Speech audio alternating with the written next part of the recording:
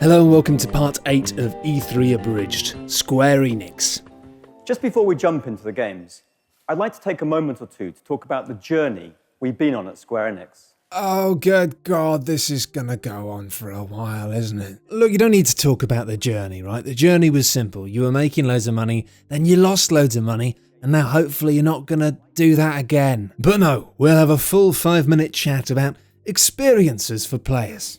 But that's enough from me. Yes, it is. So let's have another man on stage talking.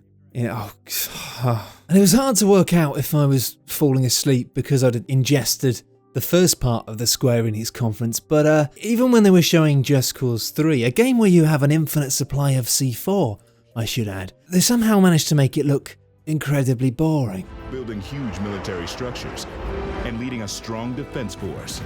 That's more like it. Oh, thank God. I was really worried for it. Whew. And in perhaps a somewhat panicked reaction to try and stop the whole crowd from falling into a coma, the lead developer of Nier 2 turned up and decided to give us all fucking nightmares.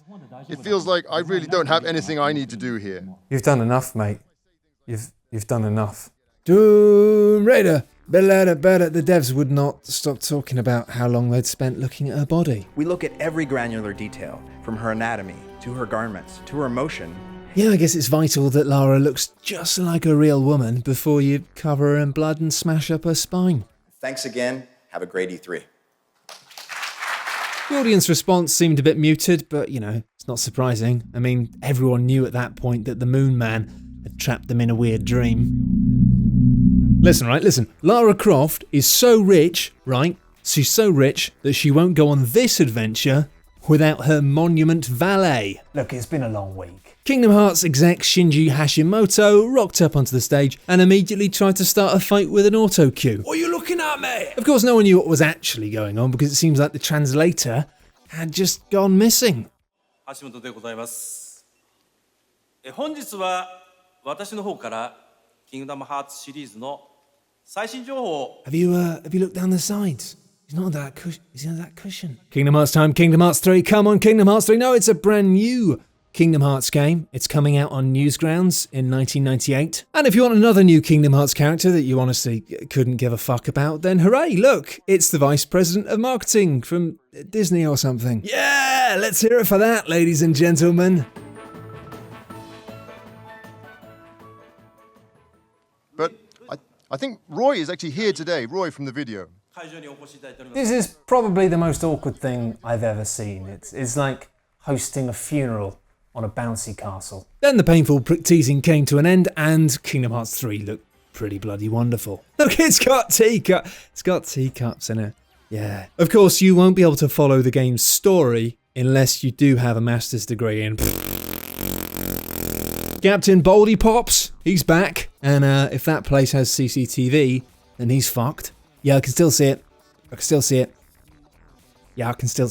Put it in your pocket. Star Ocean. Integrity and faithfulness. Now, this is either a video game or a marriage counsellor. Hopefully, though, it is a JRPG because I'm unwilling to take relationship advice from a man with popped collars. And then after that, we were flung into this sort of strange science fiction fantasy reality where a Japanese games company had allowed a woman who was making a game to get up on the stage and talk about that game. I've seen things you people wouldn't believe.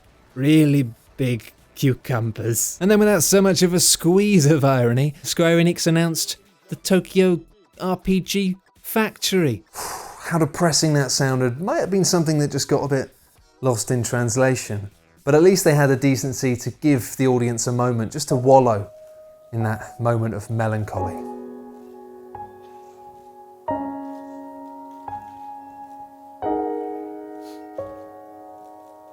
Roll out the barrel. And of course, the period here that they stood and applauded themselves on stage was uncomfortably long, you know, in keeping with the theme of the show. And guys, yes, the presentation was hard to follow and it did go on for too long, alright? But that doesn't mean that you just put on a West End show. And then it was over. E3 was over. And everybody fell asleep. And it was beautiful. And that's it for E3 Abridged. I didn't watch the PC Gaming Conference because it looked really boring. Bye! If you've enjoyed this video and you'd like more people to naturally stumble across it on the internet, then clicking the like and subscribe button magically makes that happen. Also, if you really like my stuff, then you might consider funding my work on Patreon, because otherwise it wouldn't happen. Thanks very much. Bye!